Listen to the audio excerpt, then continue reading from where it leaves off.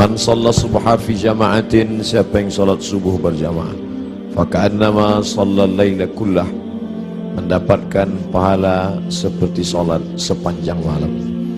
Law ya'lamuna ma fil 'atamati was subhi, seandainya mereka tahu balasan salat isya dan salat subuh berjamaah, la atauhuma habwan, mereka akan datang walaupun merangkak.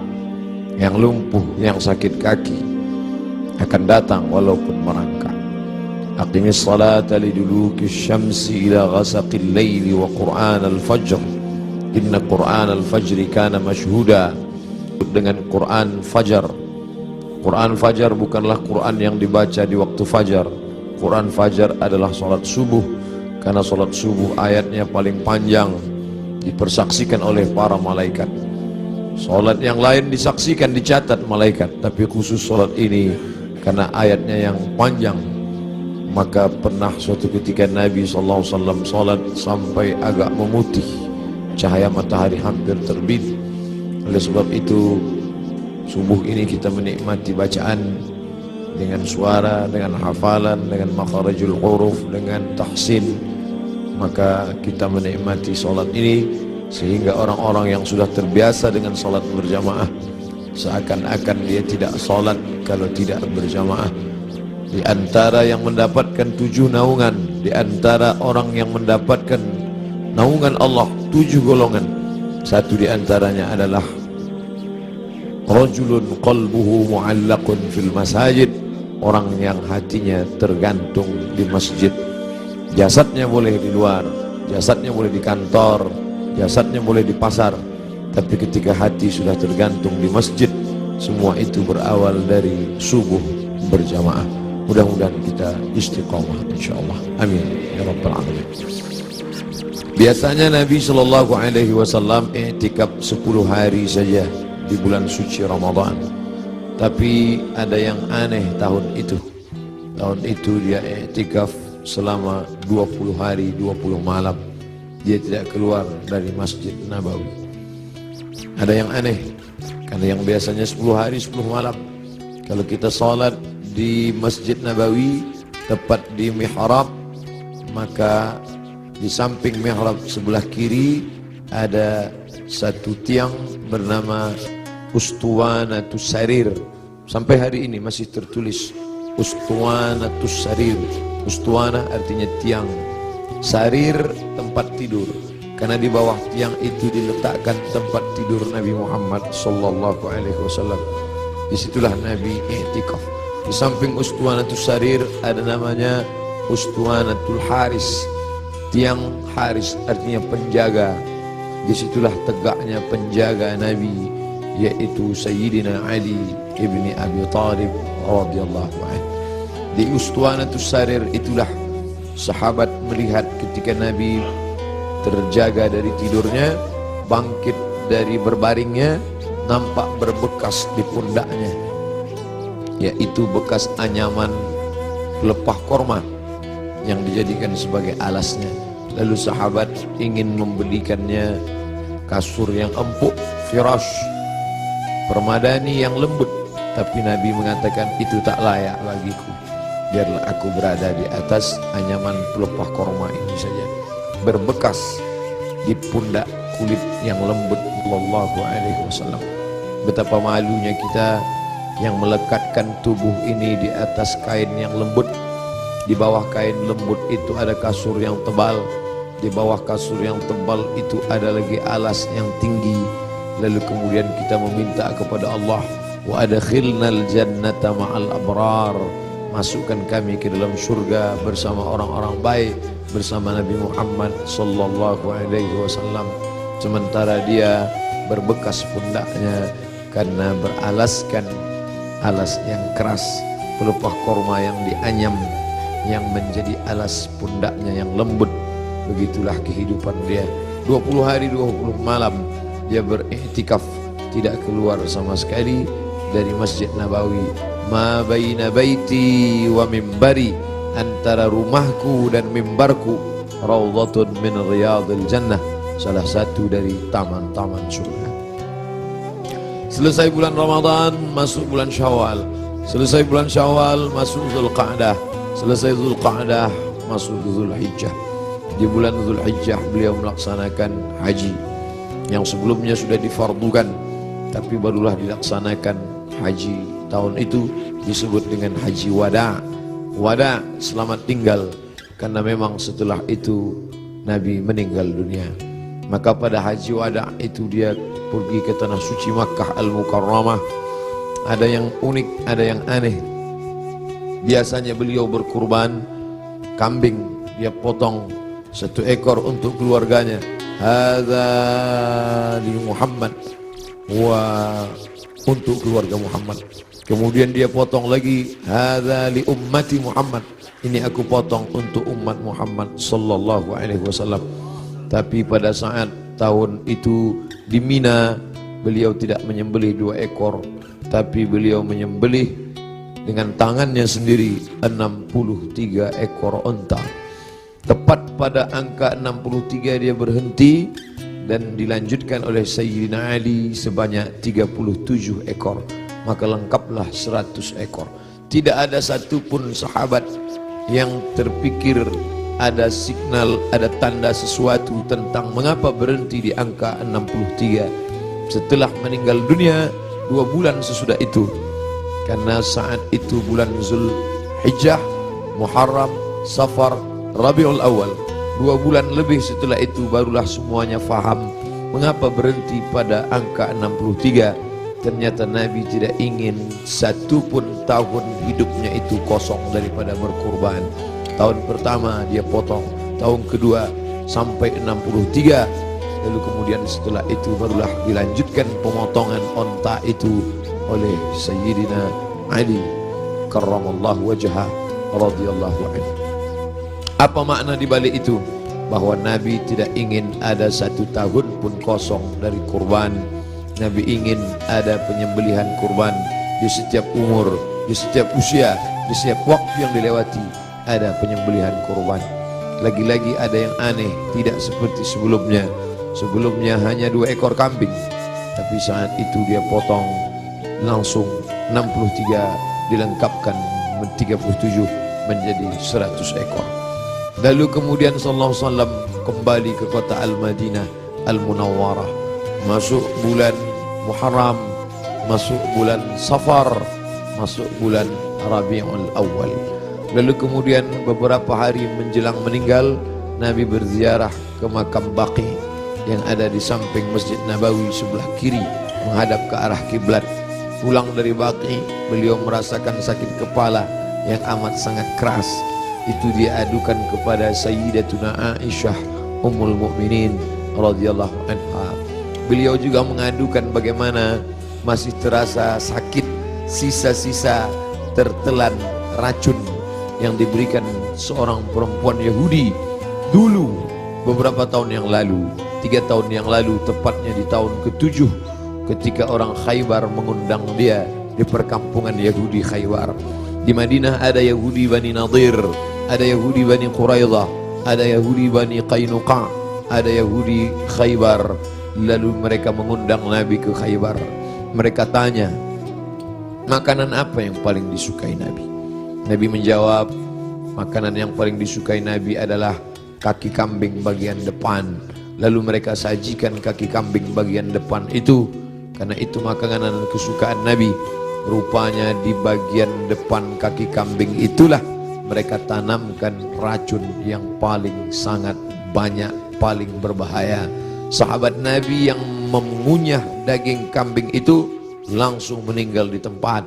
Nabi SAW sepakat semua ahli sirah bahwa Nabi memasukkan daging kambing itu ke mulutnya, tapi mereka ikhtilaf tentang menelan.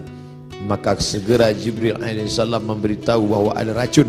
Nabi memuntahkannya keluar, tapi ada beberapa tetes air liur masuk ke dalam. Kenapa itu terjadi?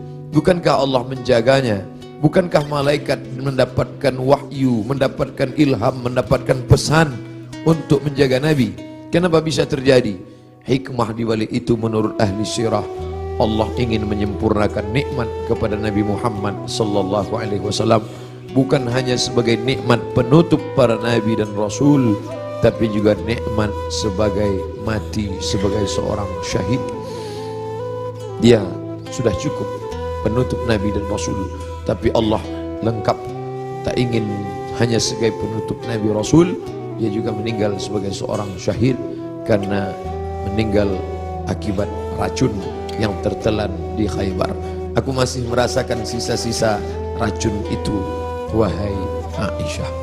Lalu kemudian Nabi SAW sempat mengalami kehilangan kesadaran.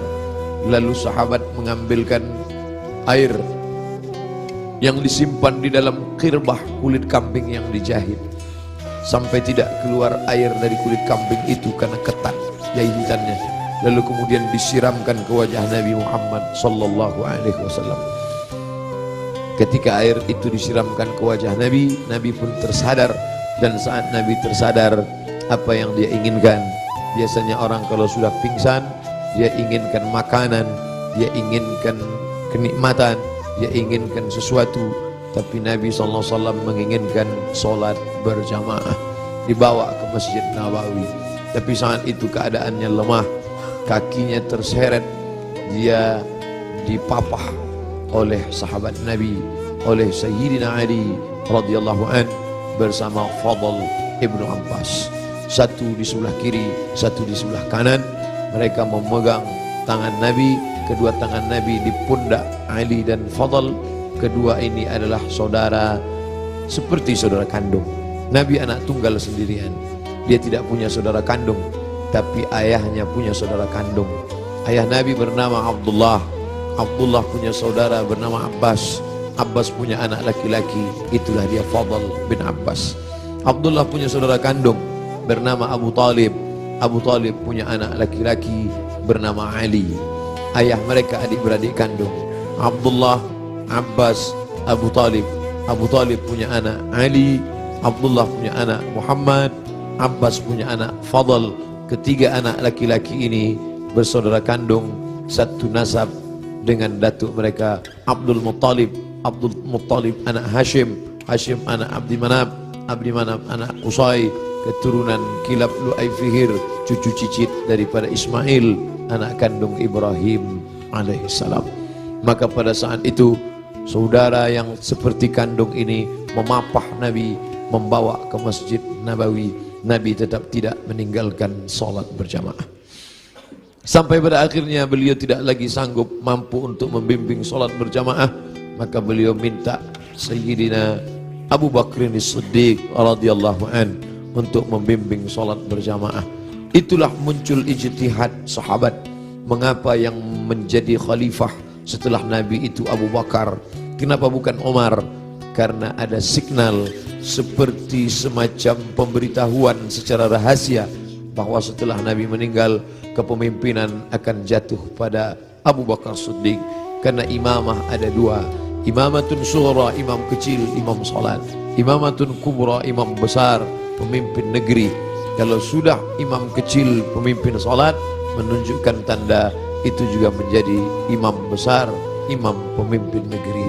Maka ketika Abu Bakar Siddiq sebagai pengganti imam saat Nabi sakit, seolah-olah seperti signal pertanda Nabi memberikan ridha, nanti setelah meninggal Abu Bakar Siddiqlah yang akan memimpin kepemimpinan politik. Maka berbaiatlah sahabat setelah Nabi SAW meninggal. Salat dipimpin oleh Abu Bakar Siddiq radhiyallahu anhu. Sahabat menunggu, Nabi tak juga keluar. Ternyata signal itu diberikan kepada Abu Bakar. Abu Bakarlah yang memimpin salat. Sampai akhirnya pada suatu ketika Nabi membuka tirai jendela dari samping kamarnya bersama Aisyah yang langsung tembus ke Masjid Nabawi. Sahabat sudah tegak berdiri. Sahabat menunggu bahwa akan dipimpin oleh Nabi, tapi mereka faham Nabi tidak dapat berjalan. Nabi tetap berada di kamarnya. Nabi hanya melihat dari balik jendela, dari pertanda wajahnya, dari anggukan kepalanya. Sadarlah mereka bahwa Nabi memberikan signal, salatlah bersama Abu Bakar Siddiq. Nabi tetap berada di kamarnya karena dia tidak bisa ikut serta bersama para sahabat yang akan melaksanakan salat. Lalu kemudian dibawa oleh Fadl dan Abu Bakar dibawa oleh Fadl dan Ali, diberikan kekuatan oleh Allah Subhanahu wa taala. Nabi naik ke atas mimbar tepat pada hari Rabu terakhir. Kamis, Jumat, Sabtu, Ahad, Senin, 5 hari menjelang meninggal. Nabi naik ke atas mimbar. Sampai di atas mimbar, apa kata Nabi sallallahu alaihi wasallam? Man kuntu jaladtu lahu dhahran. Siapa yang pundaknya pernah aku cambuk, saat aku mencambuk onta, lalu ujung cambuk itu terkena pundaknya, karena dia berada di balik onta, di balik kuda, di balik keledai, di balik bukit, terkena ujung cambuk itu. Lalu dia merasa sakit hati, tapi dia tidak mau menuntut karena dia segan, karena aku seorang nabi. Man kuntu jaladtu lahu dhahran. Siapa yang pundaknya pernah aku cambuk, hadza dhahri, ini pundakku, ini pundak Muhammad. Falyastaqit minhu, silakan balas. Sahabat semua terdiam. Sahabat tahu masa-masa perpisahan itu pasti akan datang. Nabi minta maaf. Siapa yang kulitnya pernah aku sakiti, ini pundakku, silakan balas. Semua sahabat terdiam. Man kuntu syatamtu lahu irdan. Siapa yang pernah cakapku kasar, menyinggung perasaannya. Man kuntu syatamtu lahu irdan. Siapa yang pernah aku caci maki, andai datang keluar kata-kata kasar dari lidahku, lalu kemudian hatinya tersinggung, hadza irdi, ini harga diri Muhammad. Falyastaqit minhu, silakan balas. Semua sahabat terdiam. Tak ada sahabat yang ingin membalas. Mereka mengikhlaskan semua. Andai pernah tercambuk pundak mereka, ya Rasulullah, jangankan pundak, nyawa kami berikan untuk engkau. Saat gigimu patah, saat pelipismu berdarah, sahabat menghunuskan pedang di tengah pasukan berkobar pada perang Uhud.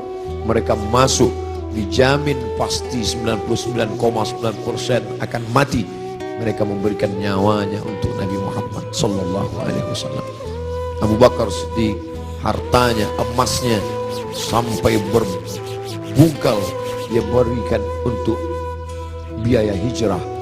Jangankan nyawa, jangankan harta, semua kami berikan untukmu ya Muhammad. Semua sahabat terdiam. Lalu kemudian Nabi bertanya, siapa yang pernah aku pinjam uangnya dan belum dibayar? Kemudian tegak seorang sahabat, innalaka alayya 3 darahim. Engkau ada utang 3 dirham ya Muhammad. Engkau pernah pinjam uang 3 darahim, 3 dirham dan belum terbayar. Apa kata Nabi kepada Fadl? Fadl duduk di samping mimbar. Idfa ya Fadl, bayarkan wahai Fadl. Bayar 3 dirham kepada dia. Fadl segera membayarkan 3 dirham karena Nabi tidak ingin tertinggal 3. Kalau pernah tersakiti fisik, pipi yang tertampar, rambut yang tertarik, kulit yang terluka, jangan sampai kita bawa mati menghadap Allah.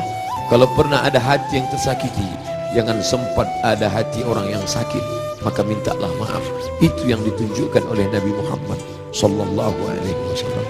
Lalu kemudian hutang piutang, walaupun mati syahid, orang mati syahid tidak akan merasakan sakaratul maut. Orang yang mati syahid tidak akan merasakan azab kubur. Orang yang mati syahid tidak akan merasakan hisab. Orang yang mati syahid langsung masuk surga. 4 keutamaan mati syahid. Diledain kecuali hutang piutang. Nabi Sayyidul Anbiya wal Mursalin pun tidak ingin ada hutang piutang. Maka dia minta kepada Fadl, idfa' ya Fadl, bayar wahai Fadl. Fadl membayar. Tapi sahabat sudah merasa tidak enak hati. Mereka sudah tahu detik-detik perpisahan itu tak akan lama lagi. Tanda-tanda itu sudah mereka rasakan sejak dari Ramadan, sejak dari haji, sejak dari Zulqa'dah, sejak dari Zulhijjah, sampai Muharram, sampai Safar, sampai ketika beliau berziarah. Tiba-tiba beliau pergi berziarah bersama para sahabat ke Bukit Uhud. Di bawah Bukit Uhud beliau ucapkan salam kepada syuhada Uhud. Assalamualaikum bi ahli diyar minal mu'minin wa inna insyaallah bikum lahiqun. Insyaallah kami akan menyusul kamu wahai syuhada Uhud. Nas'alullah lana wa lakumul afiyah. Sahabat mengerti, nampaknya seperti ucapan perpisahan, seakan-akan ucapan wada. Nabi akan meninggalkan mereka tak lama lagi. Lalu kemudian sampailah mereka melihat sakitnya Nabi. Akhirnya dia terbaring dan dia memilih kamar bersama Aisyah, karena kamar itulah yang paling dekat dengan mihrabnya, hanya lebih kurang 22 meter saja. Di sini mihrabnya, di samping mihrab mimbarnya di samping kiri menghadap ke kiblat, disitulah kamarnya. Antara jarak yang begitu dekat. Biasanya Bilal mengetuk pintu, karena Nabi sholat qabliyah di kamar. Nabi tidak sholat qabliyah di dalam masjid. Nabi sholat qabliyah di kamar. Bilal biasanya mengetuk pintu, bertanya, sudah bolehkah iqamat wahai Rasulullah? Kalau Rasulullah mengatakan aqimis salah, iqamatlah Bilal. Barulah Bilal berani, Allahu Akbar, Allahu Akbar, asyhadu an la ilaha illallah, asyhadu anna Muhammadar Rasulullah, hayya 'alas salah, hayya 'alal falah, qad qamatis salah, qad qamatis salah, Allahu Akbar, Allahu Akbar, la ilaha illallah. Tapi hari itu tidak ada signal dari Nabi, karena Nabi berada di kamar. Dipapah pun tak juga sanggup berdiri.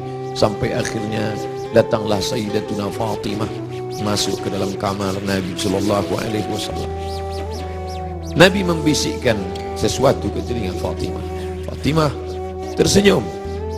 Nabi membisikkan sesuatu ke telinga Fatimah.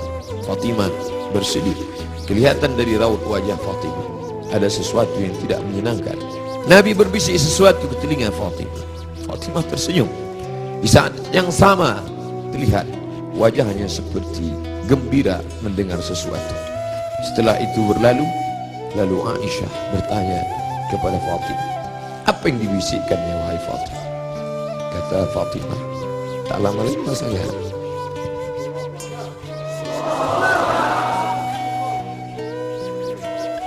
tak lama lagi masanya aku akan menghadap Allah SWT. Inilah masa-masa terakhir aku akan bersama dengan kalian. Kenapa Fatimah tersenyum? Karena Nabi berbisik, engkau adalah orang pertama yang akan menyusul di antara keluarga. Engkau adalah orang pertama yang akan bersama dengan aku. Engkau adalah orang pertama yang akan menyusul aku dari keluargaku. Ucapan Nabi itu benar. Tidak ada yang lebih daripada itu. Bahwa setelah Nabi SAW meninggal 6 bulan lamanya, tak lama, hanya 6 bulan saja setelah itu, Sayyidatuna Fatimah menyusul Nabi Muhammad sallallahu alaihi wasallam. Anaknya dikatakan Nabi, Innal Hasan wal Husain sayyida syababi ahli jannah. Sesungguhnya Sayyidina Al-Hasan, Sayyidina Al-Husain adalah dua pemimpin pemuda surga. Pemuda-pemuda yang salat subuh ini, pemuda-pemuda ahli surga ini akan dipimpin oleh Sayyidina Al-Hasan, Sayyidina Al-Husain. Fatimah Sayyidatu nisa'i ahli jannah, perempuan-perempuan yang hadir di majlis ilmu ini, perempuan-perempuan salihah yang hidup bersama kita saat ini. Mereka akan masuk surga dipimpin oleh Sayyidatu nisa'i ahli jannah, yaitu Khadijah, yaitu Sayyidatuna Fatimah, buah pernikahan Nabi dari Sayyidatuna Khadijah Al-Kubra. Itu yang membuat Fatimah tersenyum. Bagaimana rasanya ketika kebahagiaan bersatu dengan kesedihan? Satu sisi merasa bersedih karena akan berpisah dengan Nabi, tapi tidak lama Fatimah. Perpisahan itu tidak lama Fatimah, hanya sekedar 6 bulan saja. Setelah itu engkau akan menyusul. Engkau akan menyusul. Allahumma salli ala Sayyidina Muhammad. Allahumma salli ala Sayyidina Muhammad. 14 abad yang lalu kisah itu terjadi. Tapi seakan-akan kita bersama dalam ruangan itu, bersama Aisyah, bersama Fatimah. Mudah-mudahan kesusahan kita ini akan membuat kita dekat dengan Nabi SAW. Tidak ada yang bisa menguatkan jiwa kita selain daripada takbir Allahu Akbar. Jangan biarkan jiwa ini larut bersama kesedihan. Tidak layak untuk sedih, karena orang-orang beriman dia mesti kuat. Allah bersama dia, Rasulullah SAW selalu bersama dia. Kita tetap berselawat, kita tetap agungkan Allah. Mengapa kita mesti rapuh? Mengapa kita mesti bersedih? Orang beriman itu, ala inna awliya Allah, ketahuilah wali-wali Allah, orang-orang yang menolong agama Allah, la khawfun alaihim wa lahum yahzanun. Tak ada takut dalam hati mereka, tak ada takut dalam jiwa mereka. Wa lahum yahzanun, mereka tidak bersedih hati. Yang tidak boleh hanya memukul-mukul pipi, menarik-narik kantong, menarik-narik rambut, menyobek-nyobek baju. Laisa minna man darabal khudud wa syaqal juyub. Siapa yang memukul pipi? Siapa yang menarik rambut? Siapa yang merobek kantong? Bukan umat Muhammad sallallahu alaihi wasallam. Adapun meneteskan air mata, Nabi pun menangis ketika anaknya Ibrahim meninggal dalam usia 18 bulan.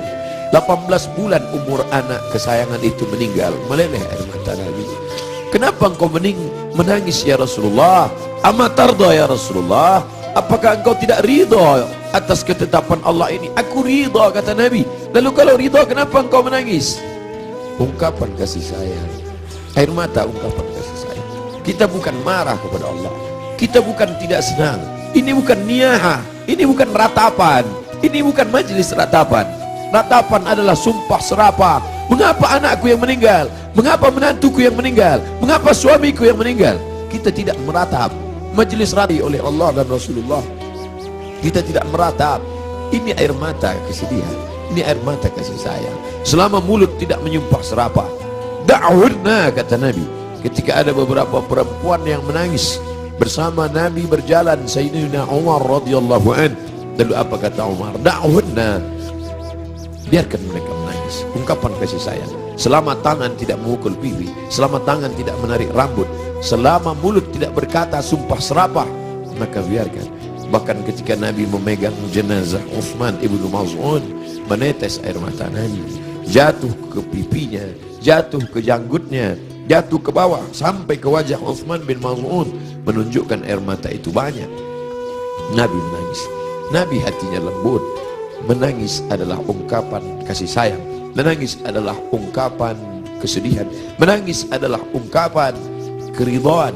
Menangis adalah ungkapan melepaskan jiwa yang tertahan, tapi kita tidak larut dalam tangisan itu.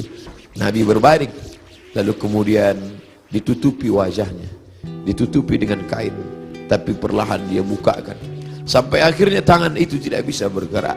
Lalu kemudian Sayyidatuna Aisyah radhiyallahu anha membacakan Al-Fatihah. Bismillahirrahmanirrahim. Alhamdulillahirabbil alamin. Ar-Rahmanir Rahim. Maliki yaumiddin.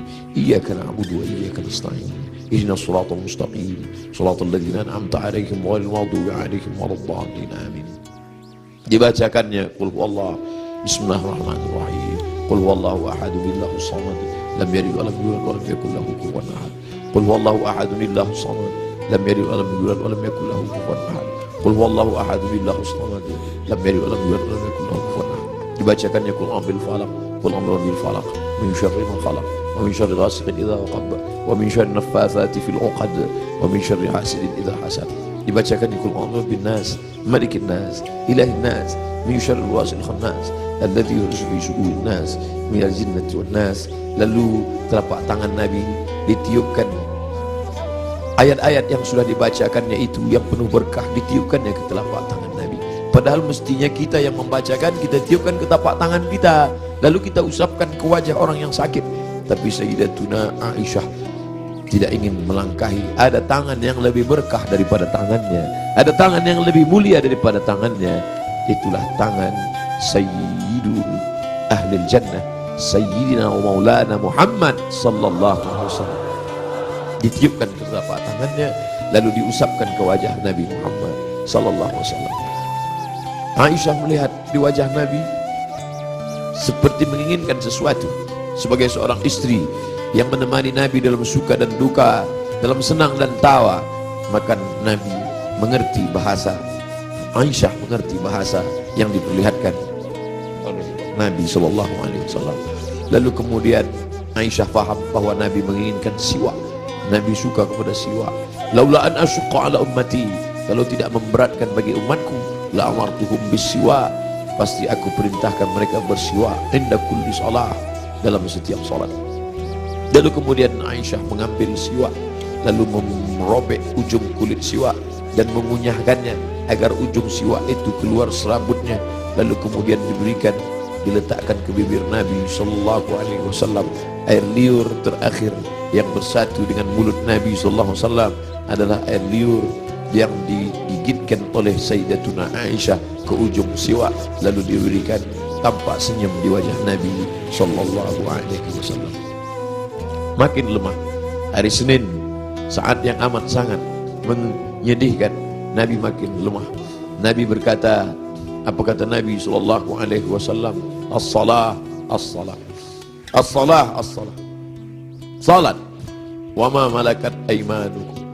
Dan budak hamba sahaya. As-salah, simbol tentang hubungan hablum minallah. Jangan pernah putus. Jangan pernah putus salat. Jangan tinggalkan salat. Jangan tinggalkan masjid. Pesan Nabi itu, kita tidak hanya sekedar larut meneteskan air mata, tapi juga kita menjalankan sunnah Rasulullah sallallahu alaihi wasallam. Beginilah ramainya umat Muhammad sallallahu alaihi wasallam. Wahai Abdul Samad, mereka datang bukan karena engkau. Wahai pengurus masjid, mereka datang bukan karena engkau. Mereka datang karena ingin melaksanakan pesan terakhir Nabi, as-salah, as-salah, as-salah. Salat. Wa ma malakat aymanukum. Hamba sahaya, orang yang paling lemah, rendah levelnya, budak hamba sahaya. Nabi tidak mengatakan jaga ibumu, karena kalian pasti menjaga ibu kalian. Jaga ayahmu, karena kalian pasti menjaga ayah kalian. Jaga istrimu, karena kalian menjaga. Tapi ada orang yang paling lemah, paling rendah, budak hamba sahaya. Jangan kalian sia-siakan. Jangan kalian hardik. Jangan kalian susahkan mereka. Jangan kalian buat mereka seperti kuli. Jangan buat mereka. Nabi mengajarkan membebaskan budak hamba sahaya. Akhirnya hari ini tidak ada lagi perbudakan, tidak lagi hamba sahaya, tapi pembantu-pembantu kalian. Jangan kalian makan gajinya. Jangan kalian makan titik puluh keringatnya. Supir kalian, security kalian, orang yang menggali parit untuk mencari makan, pekerja kalian. Sampai hati kalian makan titik puluh keringatnya. Sampai masanya nanti mereka lebih mulia daripada kalian, dan amal salat kalian, puasa kalian akan habis diambil. Atadruna mal muflis, tahukah kamu siapa itu orang yang bangkrut? Siapa itu ya Rasulullah? Mayati yaumal qiyamati bi salatin, orang yang datang menghadap Allah dengan salat yang banyak, wa siyamin, puasanya banyak, wa zakatin, zakatnya banyak, haji umrahnya banyak, tapi dia sudah menganiaya orang lain. Qad syatama hadza, mencaci maki si fulan, wa daraba hadza, menempeleng si fulan, wa akala mala hadza, memakan harta si fulan, wa syatama hadza, mencaci maki si fulan. Mereka akan datang menuntut di hadapan Allah.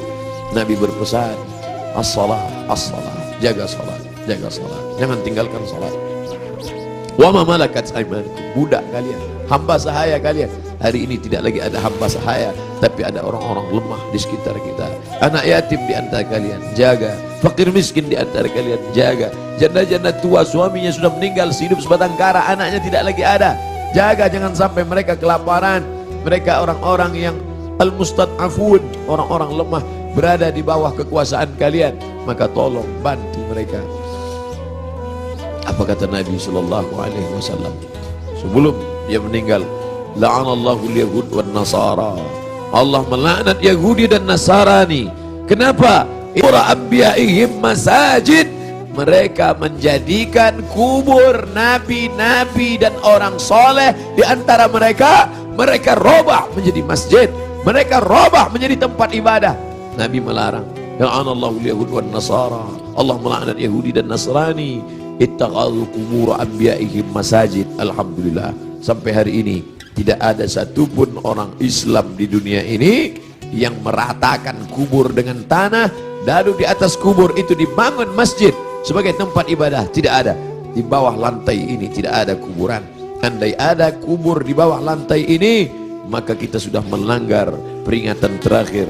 Detik-detik menjelang Rasul meninggal, biasanya orang meninggal akan menyampaikan pesan-pesan penting. Hari itu dia lepaskan semua. Budak-budak hamba sahayanya dia merdekakan semua. Tombaknya, pedangnya, baju besinya dia wakafkan semua fisabilillah.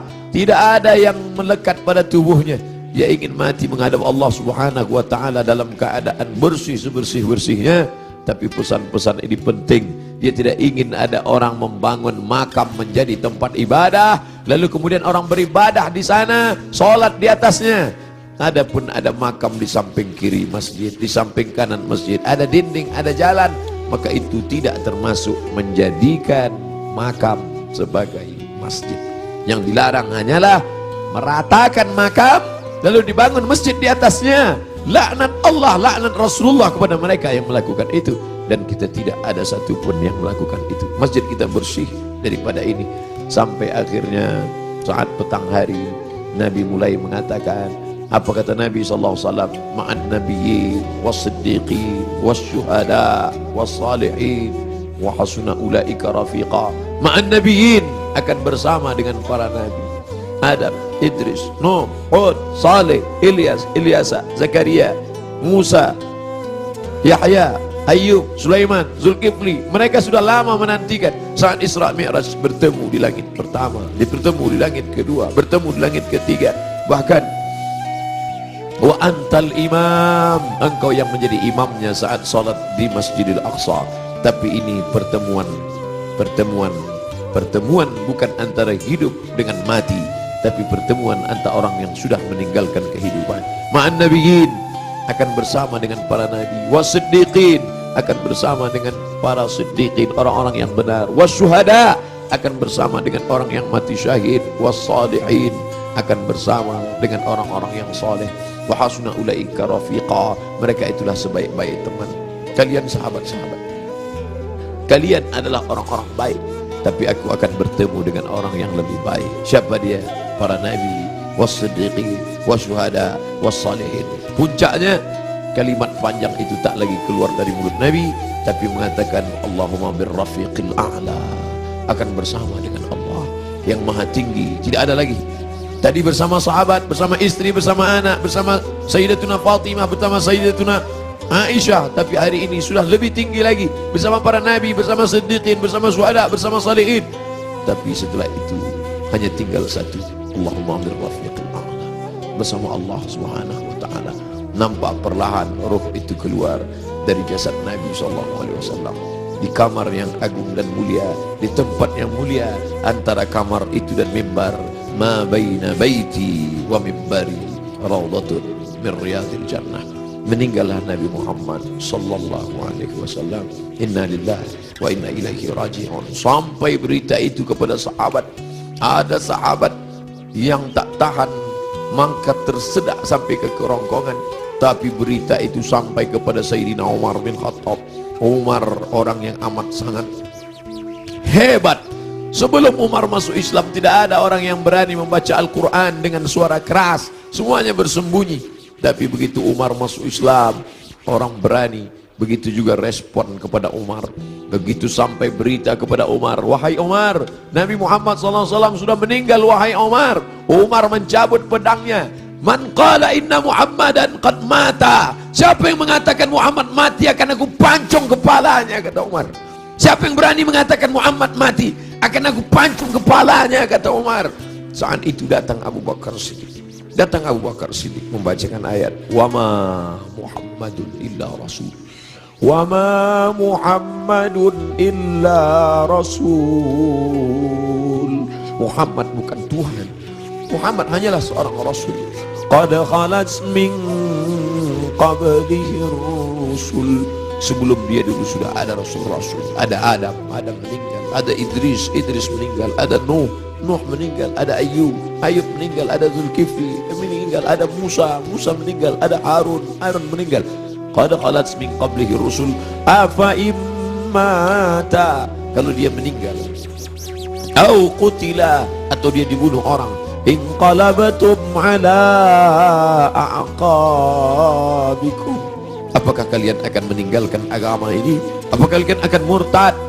Begitu mendengar ayat itu, padahal Umar bin Khattab hafal Quran, padahal Umar bin Khattab termasuk 40 sahabat kutabul wahyi, penulis wahyu. Tidak hafalkah dia ayat itu? Dia hafal Quran, dia penulis wahyu. Tapi kenapa ketika pukulan berat itu datang, lupa, hilang ayat itu dari kepalanya? Maka kita pun begitu dalam hidup ini. Kadang ketika pukulan berat itu datang, kita perlu sahabat, kita perlu teman-teman. Saat ini Abdul Somad yang mengingatkan, saat ini Abdul Somad yang membacakan. Tapi sampai masanya pukulan berat itu datang bertubi, Abdul Somad pun lupa. Siapa yang akan mengingatkan dia? Ada sahabat-sahabat, sahabat-sahabat dakwah semua. Abdul Somad bukan guru, Abdul Somad bukan imam, Abdul Somad bukan syekh, Abdul Somad bukan habib. Abdul Somad hanyalah seorang sahabat dakwah yang saling mengingatkan, watawasau bil haq, watawasau bis sabr. Kan engkau saudaraku, tapi besok aku boleh lupa, besok aku boleh lalai. Kalian yang akan mengingatkan. Ustaz Somad dulu yang ceramah tentang ini, Ustaz Somad dulu yang ini. Kenapa engkau lupa Ustaz? Hari ini subuh ini yang penuh berkah. Allah barik li ummati fi bukuriha. Ya Allah berkahi umatku ini pada waktu pagi, pada waktu subuh. Lalu kemudian berita itu sampai kepada Umar. Umar tak dapat menguasai jiwanya. Ternyata cinta mengalahkan ayat, ternyata cinta mengalahkan semuanya. Tapi ada orang tua yang santun membuat pedang itu terjatuh. Bagaimana dengan sahabat yang lain? Bilal tidak sanggup tinggal di kota Al-Madinah Al-Munawwarah. Bagaimana mungkin dia bisa sanggup tinggal di sana? Setiap subuh dia akan mengetuk pintu itu. Dan mulai besok Selasa, kalau dia ketuk pintu itu tidak ada lagi yang keluar dari kamar. Bagaimana mungkin dia sanggup tinggal di sana? Dia tinggalkan kota Madinah, dia pergi ke negeri Syam di Damaskus. Bilal tak sanggup memandangkan azan. Bilal pergi ke negeri Syam. Dia tinggalkan kota Al-Madinah Al-Munawwarah, dia pergi ke negeri Syam. Sampai akhirnya Anas bin Malik pergi pindah ke Basrah. Anas bin Malik, sahabat yang terakhir meninggal di Basrah tahun 93, tahun 94 Hijrah. Mereka tidak sanggup. Mereka tidak sanggup tinggal di sana. Sebagian sahabat menetap karena kekuatan iman, kekuatan cinta. Tapi sebagian sahabat juga harus menghindar jauh karena kerinduan yang begitu mendalam. Sampai akhirnya Bilal tetap menetap di sana. Sampai akhirnya Umar merasa perlulah Bilal kembali sekali-sekali. Datanglah Bilal ke kota Al-Madinah Al-Munawwarah. Aku tidak sanggup, kata Bilal. Bagaimana aku akan mengumandangkan azan di sana? Yang biasanya kalau aku mengumandangkan azan, setelah itu aku iqamah. Kalau aku iqamah ada yang keluar dari kamar itu. Nanti kalau aku iqamah tidak ada yang keluar dari sana. Tidak sanggup aku. Sampai akhirnya datang Sayyidina Al-Hasan, Sayyidina Al-Husain. Bilal tidak sanggup menolak. Ini yang meminta adalah cucu Nabi Muhammad sallallahu alaihi wasallam. Datanglah Bilal ke kota Al-Madinah. Kami tahu cintamu kepada Nabi luar biasa. Kami tahu engkau bersama dengan Nabi sallallahu alaihi wasallam. Kami tahu bahwa engkau amat sangat kagum besar cintamu. Tapi datanglah. Bilal tak sanggup menolak. Yang akan dia temui ini bukan orang biasa, tapi cucu yang mengalir darahnya. Maka dia datang. Hari itu Bilal datang ke kota Al-Madinah. Bilal mengumandangkan azan subuh. Terdengar suara Bilal, Allahu Akbar, Allahu Akbar. Sahabat mendengar suara yang tak pernah mereka dengar. Itu suara orang yang dulu ketika azan berkumandang pasti Nabi akan keluar. Kalau begitu Nabi hidup lagi, kata mereka. Itu suara sudah lama kami tak mendengar suara itu. Berarti dia sekarang sedang berada di Madinah. Berarti dia sedang datang sekarang. Kami ingin mendengarnya. Kami ingin. Ramai sahabat Nabi, ramai mereka datang ke Masjid Nabawi karena mereka yakin dan percaya kalau suara itu keluar Nabi pasti akan datang.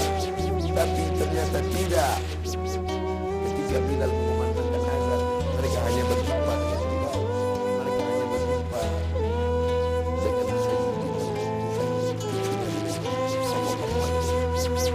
kita tak pernah bersekutu. Kita tak pernah bersekutu. Kita hanya mengucapkan setiap hari Assalamu alayka ayyuhan nabiyyu wa rahmatullah wa barakatuh. Nanti kalian akan minum dari telaga ini. Nabi naik ke atas mimbar, aku lihat ada telaga, kata Nabi. Ada telaga Haud dan kalian akan minum di sini. Siapa yang minum dari sana ya Rasulullah? Ikhwani, ikhwani, saudaraku akan minum dari sana. Kamikah itu ya Rasulullah? Enggak. Antum ashabi, kalian sahabatku. Kalian sahabatku. Kalian sahabatku. Yang akan minum nanti di sini ikhwani. Siapa itu ya Rasulullah? Amanu bi walam yarawni. Mereka beriman kepadaku padahal tak pernah melihat aku. Mudah-mudahan kita termasuk di sana. Aku bukan orang Arab, aku tidak Quraisy, aku tidak pernah bersamanya, tapi aku berharap, kita semua berharap 14 abad jarak kita dengan dia, 1439 tahun yang lalu jarak kita dengan dia. Dia sudah memikirkan kita, patah giginya, berdarah pelipisnya, berdarah kakinya. Sahabat berkata, engkau punya doa mustajab ya Rasulullah, engkau punya doa makbul ya Rasulullah. Kau doa sekali saja rata mereka dengan tanah, kau doa sekali saja mati mereka ya Rasulullah. Mintakan doa itu ya Rasulullah. Allahumma salli ala Sayyidina Muhammad. Sekali saja engkau berdoa ya Rasulullah, akan mati mereka semua. Kata Rasulullah, tidak, doa itu aku simpan. Untuk siapa? Untuk kalian nanti di padang mahsyar. Aku simpan doa itu syafaatan li ummati. Dia pikirkan kita 14 abad yang lalu. Apa yang kita lakukan untuk agamanya ini? Apa yang sudah kita buat? Orang-orang kaya, tolonglah agama Allah ini. Kalian dirikan MDA, tolong fakir miskin. Air mata tidak cukup untuk menolong agama Rasulullah SAW. Pemimpin-pemimpin, raja-raja, sultan-sultan, kalian semua akan mati menghadap Allah. Satu-satunya syafaat hanyalah syafaat Rasulullah SAW. Sungguh ini, bapak-bapak dari kepolisian, bapak-bapak dari TNI, hadirin hadirat sekalian, kita semua insya Allah mendapat syafaat Nabi Muhammad SAW. Cinta kita mendalam. Abdul Somad, kau bukan siapa-siapa. Mereka mendengar kau bicara karena yang keluar dari mulutmu itu hanyalah sabda Rasulullah SAW. Kau hanya meminjam kemuliaannya. 0,001% yang dipinjamkannya ke mulutmu. Kau hanya cerita tentang dia. Mereka sayang kepadamu karena dia. Allahumma salli ala Sayyidina Muhammad. Kami cinta kepada Allah, kata Yahudi. Kami cinta kepada Allah, kata Nasrani. Kami cinta kepada Allah. Qul, katakan, in kuntum tuhibbunallah, kalau memang betul kalian cinta kepada Allah, fattabi'uni, ikuti aku. Tidak ada yang diterima di akhirat kecuali orang yang mengikuti Muhammad. Asyhadu an la ilaha illallah wa asyhadu anna Muhammadan Rasulullah. Kerinduan kita kepada dia. Mereka dulu mencium wajahnya, mereka dulu mencium tapak tangannya. Apa kata Anas bin Malik, orang yang paling beruntung itu? Khadimtun Nabi 10 sinin, aku melayani dia 10 tahun lama. Aku bawakan air wuduknya, aku siapkan, aku berjalan di belakangnya, aku cium tapak tangannya, lebih harus dari sutra, lebih harum, atyabu min rihil miski, lebih harum dari semerbak kasturi. Kami tidak seberuntung engkau Anas bin Malik, tapi kami ingin ikut bersamanya dan kami ingin minum di telaga itu bersama Rasulullah sallallahu alaihi wasallam. Siapa yang minum di telaga ini la yadma'u fiha abadan, tidak akan haus untuk selamanya. Selamatkan anak-anak cucu kami ya Allah, jangan sampai beralih akidah kepada yang lain. Kerinduan kita kepada dengan 1, dengan 2, dengan 3, tolong agamanya, tolong agamanya. Dan kita perbanyak salawat. Asal datang rindu dalam hati salawat. Allahumma salli ala Sayyidina Muhammad wa ala ali Sayyidina Muhammad. Tapi dia juga masih punya keturunan-keturunan. Ada keturunan-keturunan itu yang tetap terjaga. Para habaib kita, Habib Umar bin Hafiz, para ahli bait yang ahlu sunnah wal jamaah, ahli bait yang mencintai Umar tapi juga mencintai Ali, ahli bait yang mengagungkan Ali tapi juga tidak mencaci maki Abu Bakar, Umar, Utsman. Karena ada juga yang mencaci maki Abu Bakar, Umar, Utsman. Ikutlah ahli bait, ikutlah keturunan Rasulullah sallallahu alaihi wasallam yang tidak membeda-bedakan antara sahabat. Mereka tetap berkata Abu Bakar Siddiq radhiyallahu an, Umar ibn Khattab radhiyallahu an. Para habaib, Habib Ahmad Al-Kaf, Habib Jindan, Habib Zain ibn Sumaid, para habaib yang tak mungkin saya sebutkan satu persatu. An asila ila qarabati Rasulillah sallallahu alaihi wasallam, menyambung hubungan dengan para habaib keturunan Rasulullah. Ahabbu ilayya, lebih aku cintai, min an asila ila qarabati, daripada menyambung hubungan dengan kerabatku sendiri. Motivasi itulah yang membuat al-fakir yang hina datang menjumpai Habib Rizik Syihab, mencium tangannya, memeluknya, karena dia salah satu dari bagian keturunan Rasulullah sallallahu alaihi wasallam.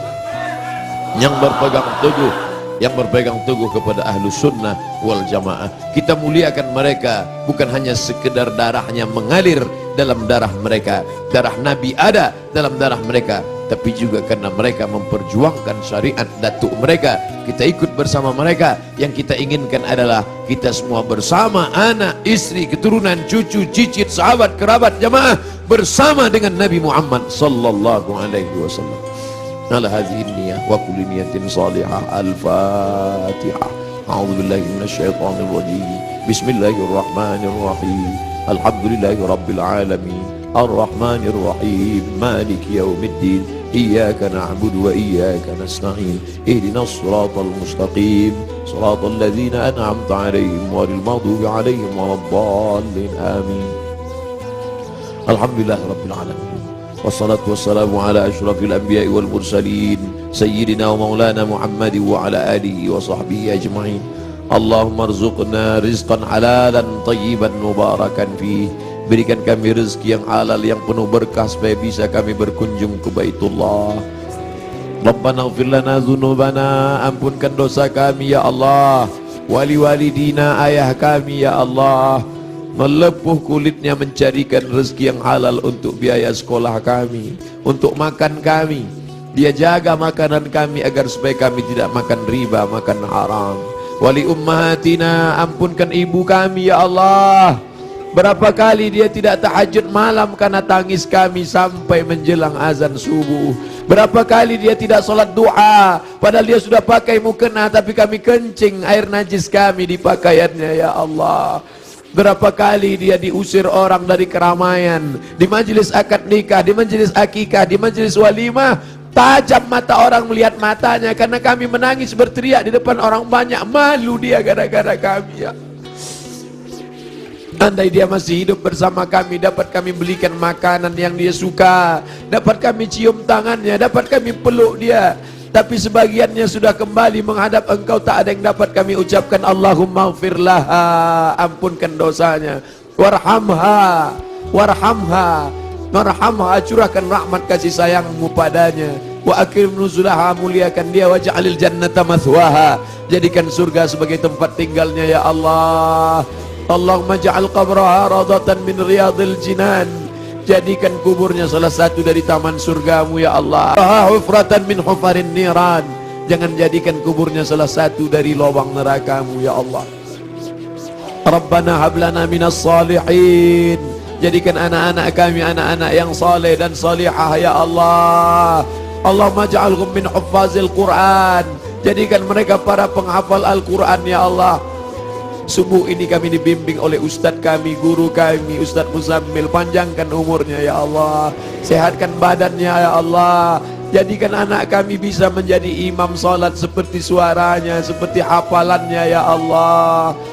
Bangkitkan kami nanti bersama para malaikat, bersama orang-orang yang seperti kau janjikan, orang yang mahir membaca Quran, menghafal Quran, mengajarkan Quran, mengamalkan Quran, ma'as safaratil kiramil bararah, bersama para malaikat yang agung dan mulia ya Allah. Godaan anak-anak kami, remaja kami, anak muda kami ini berat. Mereka digoda dengan berbagai macam godaan, internet, Twitter, BBM, WhatsApp, dengan berbagai macam perbuatan dosa maksiat. Jaga mereka dari zina ya Allah, jaga mereka dari narkoba ya Allah, jaga mereka dari LGBT ya Allah, selamatkan mereka dari perbuatan keji dan mungkar ya Allah. Allahumma dafa'an al-ghala wal waba wal fahsya wal riba wal zina wal munkar. Tidak ada yang dapat melakukan itu kecuali pemimpin-pemimpin yang saleh. Allahumma arzuqna imaman adila, berikan kami pemimpin-pemimpin yang saleh ya Allah. Allahumma ansur ulata umurina, pemimpin-pemimpin kami lembutkan hati mereka supaya mereka menolong agamamu ya Allah. Wafiqna wafiqkum lima tuhibbu wa tarda, berikan taufikmu pada kami, pada mereka, agar kami dapat dibimbing dalam jalan yang benar ya Allah. Rabbana hab lana min azwajina wa dzurriyyatina, jadikan pasangan hidup kami, anak cucu keturunan kami, qurrata a'yun, orang-orang yang sejuk dipandang mata dan menenangkan hati kami ya Allah. Berikan kami rezeki yang halal supaya kami dapat mengucapkan salam di makam nabimu. Assalamu alayka ya Rasulullah, assalamu alayka ya Habiballah, assalamu alayka ya Nabi Allah, assalamu alayka ya khaira khalqillah, assalamu alayka ya safwatullah, assalamu alayka ayyuhan nabiyyu wa rahmatullahi wa barakatuh. Rasanya mata kami tak layak melihat dia karena mata ini terlalu banyak melihat maksiat. Rasanya telinga ini tak layak mendengarkan balasan salamnya karena telinga ini lebih banyak mendengarkan yang tidak dia suka. Rasanya tangan ini tak layak bersalaman bermusafahah dengannya karena tangan ini terlalu banyak melakukan dosa. Rasanya tubuh ini tak layak memeluknya. Kami tahu tempat kami jauh dari engkau ya Rasulullah. Kami tahu bahwa kami tak layak dekat engkau ya Rasulullah, tapi kami tetap rindu kepada engkau. Yang kami bawa hanya satu, cinta kami padamu. Allahumma salli ala Sayyidina Muhammad. Engkau janjikan lewat sabdamu bahwa orang yang paling dekat dengan engkau, orang yang paling banyak bersalawat. Itulah yang dapat kami pegang sampai hari ini. Allahumma salli ala Sayyidina Muhammad. Kami tidak kaya. Andai kami kaya tentu dapat kami bangun masjid yang besar. Andai kami kaya dapat kami sekolahkan anak yatim. Andai kami kaya tentu kami akan dapat membangunkan rumah panti jompo karena cinta kami padamu. Tapi kami juga dalam keadaan susah ya Rasulullah. Kami hanya bisa mengucapkan Allahumma salli ala Sayyidina Muhammad. Tapi kami tahu bahwa engkau tak akan mencia-ciakan, tak akan kau sia-siakan cinta kami kepadamu ya Rasulullah. Ilahi tulil firdausi ahla. Aku tahu aku tidak layak masuk ke dalam surgamu ya Allah. Wala aku ala naril jahimi, tapi aku juga tidak kuat masuk dalam nerakamu ya Allah. Zunubi mithlu a'dadir rimali, dosa-dosa kami semuanya buih di lautan, semuanya pasir di pantai. Fa innaka ghafirul dzambil azim, tapi kami yakin engkau maha pengampun, engkau maha pemaaf. Ampunkanlah segala dosa kami ya Allah. Rabbana ighfir lana, masa muda kami yang penuh dengan maksiat dan dosa, ampunkan dosa kami ya Allah. Rabbana ighfir lana dzunubana wa li ikhwanina, saudara-saudara kami yang sudah berbuat baik pada kami, tak dapat kami membalas budi baik mereka, silap mereka, salah mereka, ampunkan dosa-dosa mereka ya Allah. Allahumma inna nas'aluka salamatan fid din. Kuatkan akidah anak-anak kami sehingga mati kami dalam husnul khatimah. Wa afiatan fil jasad. Sehatkan badan kami supaya kami bisa menolong agamamu ya Allah. Sehatkan bapak-bapak polisi kami supaya bisa menolong agamamu ya Allah. Sehatkan bapak-bapak TNI kami supaya bisa menolong agamamu ya Allah. Sehatkan pemimpin-pemimpin bangsa ini supaya bisa menegakkan bersyariat ya Allah. Kami cinta negeri kami, kami cinta saudara-saudara kami yang minoritas. Doa kami kepada engkau, Allahumma hdi qaumana fa innahum la ya'lamun. Berikan mereka hidayah ya Allah. Kami tidak datang sebagai pelaknat penghuni neraka jahanam. Kami tidak datang melaknat mencaci maki. Kami hanya datang sebagai penebar rahmat seperti kau utus Nabi Muhammad arsalnaka ila rahmatan lil alamin.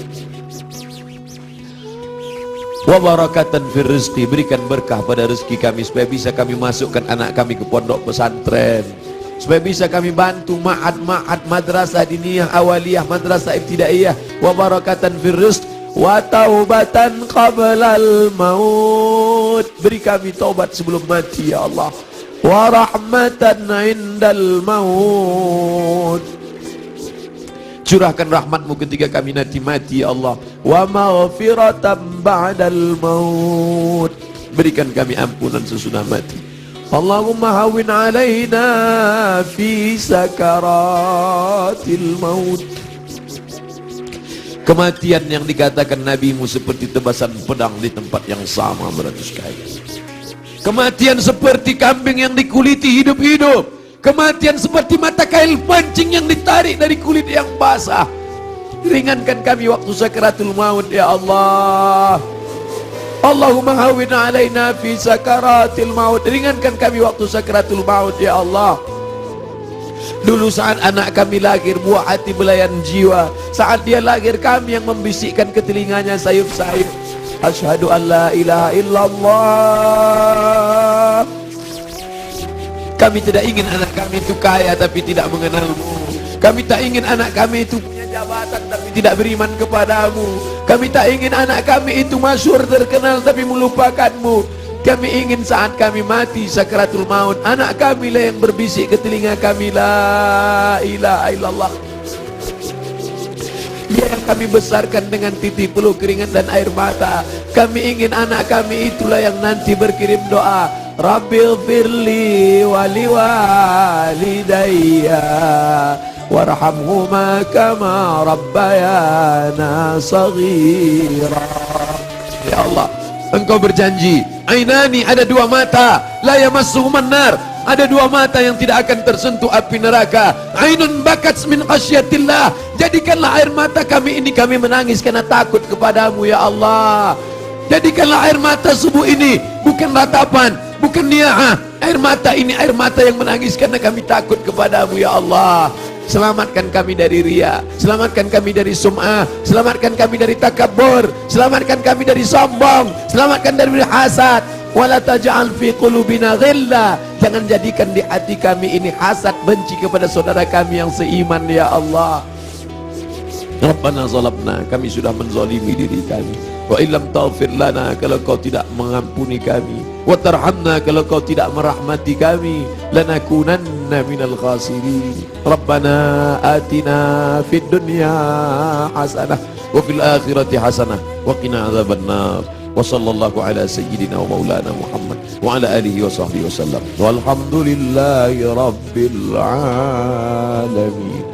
Taqabbalallahu minkum minna wa minkum taqabbal ya karim. Terima kasih segala perhatian. Mohon maaf segala kekhilafan. Jangan lupa saling mendoakan. Kita berpisah tapi hubungan kita tak putus. Satu permintaan Ustaz Abdul Somad, nantikan Ustaz Abdul Somad dalam husnul khatimah. Wassallallahu ala sayyidina Muhammad wa ala alihi wasallam walhamdulillahi rabbil alamin. Wassalamualaikum warahmatullahi wabarakatuh.